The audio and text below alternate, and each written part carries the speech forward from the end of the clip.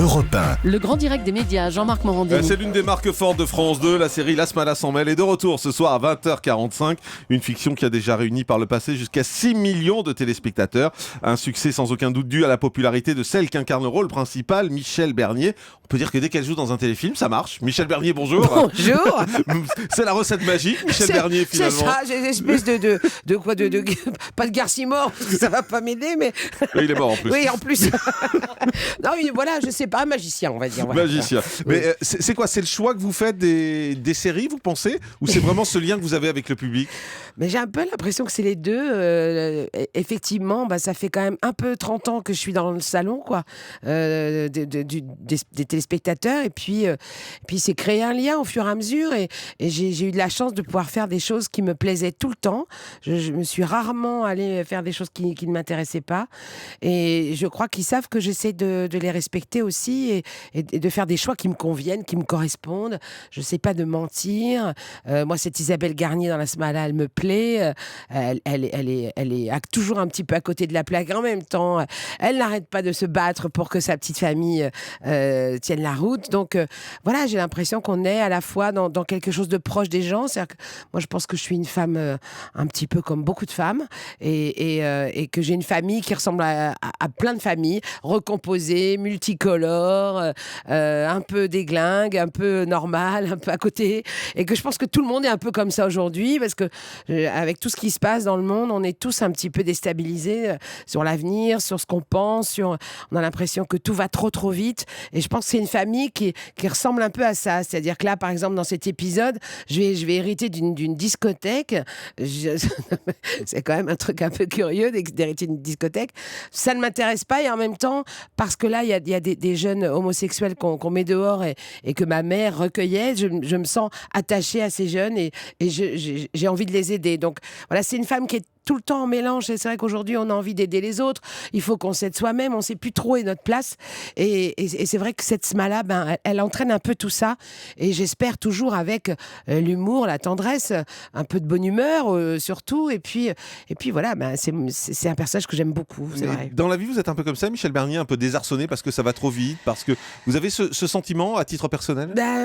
C'est compliqué aujourd'hui de rester la tête hors de l'eau. Moi, j'ai de la chance parce que je fais le métier que j'aime et que je suis gâtée vraiment dans ce métier. Ma vie personnelle est aussi brinque-ballante. Les enfants, on se fait du souci.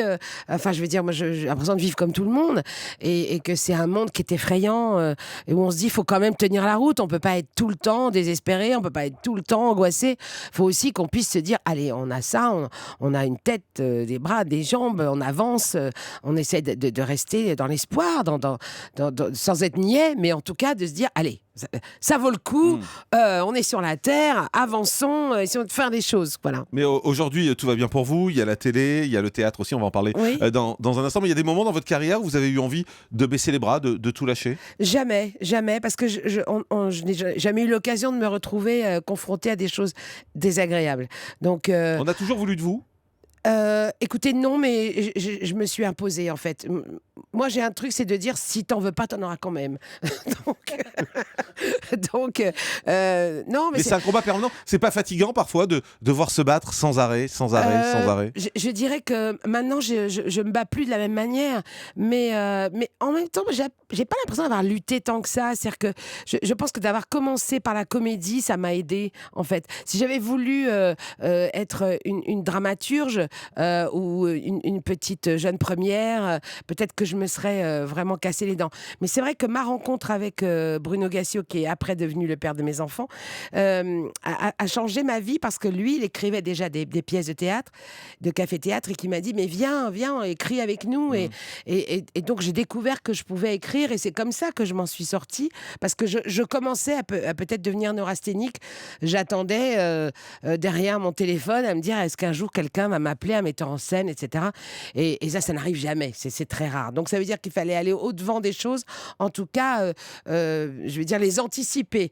Et puis, la chance aussi, c'est qu'il y a eu Bouvard et que c'est une chance qui était incroyable pour nous. Mais il fallait la saisir. Il y en a plein qui se sont dit à l'époque, mais ça va pas, on va pas aller chez Bouvard, qu'est-ce qu'on va aller foutre là-bas et tout. Et j'ai dit, bon, on va y aller, on verra bien. Et puis, on sait jamais les choses. Moi, j'aime laisser la possibilité du risque et de se dire, bon, c'est peut-être pas par là que ça va se passer, ça sera par ailleurs, on sait jamais. Ne jamais se cantonner, être dans un tunnel où quelquefois on voit pas la lumière au bout, quoi. Il y a la difficulté de la vie en ce moment, vous l'avez dit, très brinque-ballée. Quand on est actrice, quand on est exposée comme vous, il y a aussi souvent pour les femmes la peur de vieillir. Oui, vous l'avez alors, cette peur aussi? Mais non, parce que moi j'ai un avantage, c'est d'avoir toujours fait rire les gens. Et donc mes rides, si tant est que j'en ai, sont moins graves. Si j'avais vendu de la sexualité, votre du glamour, corps et le etc., côté, je pense que pour les femmes, c'est très compliqué de vieillir. Et puis on n'a pas beaucoup de rôles pour les femmes de mon âge, entre 45 et 60 ans. C'est très compliqué. Faut attendre d'en avoir 65, 70 pour jouer les rôles des belles-mères et des grands-mères. Entre-temps, on n'a pas de vie, on n'existe pas. C'est pour ça que je suis, moi, tellement contente que la télévision me propose ces rôles-là. Parce que la télévision, elle est proche du public. Elle est proche des gens. Ce qui fait que les gens qui regardent la télé, ils ont aussi mon âge. Et on Et aujourd'hui, n'ignore pas. avec les chaînes qui se multiplient, par exemple, vous avez plus de propositions, de séries, de rôles? Le problème, c'est que, moi, je trouve que c'est terrible dans ce pays. Il y a un truc qui m'énerve, c'est qu'on a très peu de diffuseurs. Voilà. Pourtant, il y a 25 chaînes il y a 25 chaînes gratuites qui ne aujourd'hui. produisent rien, qui produisent de la télé-réalité, qui produisent des programmes inintéressants au possible. Maintenant, les gens les regardent, moi, ça me dérange pas. Mais ce que ils dépensent de l'argent pour des choses qui n'ont pas d'intérêt, qui ne sont pas de la création, de la créativité. Aujourd'hui, il y a beaucoup de scénaristes, beaucoup d'acteurs, des réalisateurs, qui on pourrait faire des tests parce que ça coûterait moins cher d'aller, je sais pas moi, sur une chaîne comme Téva, ça coûte moins etc. cher. Eh ben, c'est ça le ça. problème. Mais on engage qui dans ces téléréalités? Personne que des gens qui sont contents de passer à la télé pour pouvoir, je sais pas, être dans la famille, dans les dîners et dire t'as vu, je suis passé là. Mais vous avez vu que ces gens deviennent acteurs aujourd'hui. On voit Hollywood quand Girls, même pas trop. on voit Dreams.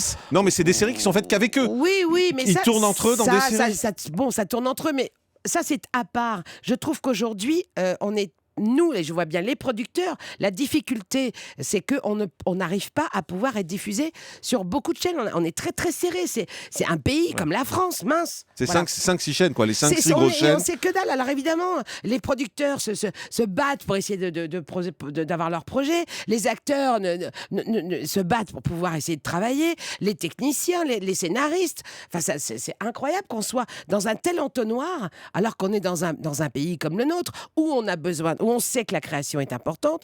Madame Filippetti le dit, elle sait que la culture c'est important en France, que ça ramène de l'argent, que ça ramène du travail et que c'est pas normal que ça soit pas plus que ça encore. Voilà, coup de gueule de Michel Bernier sur Europe 1, on l'a entendu. Je précise également que vous êtes au théâtre dans la pièce écrite par Laurent Ruquier. Vous jouez avec Frédéric Diffenthal au théâtre Antoine. Je préfère qu'on reste amis. Jusqu'au 29 mars, ça s'appelle Je préfère qu'on reste amis. Le grand direct des médias, Jean-Marc Morandini.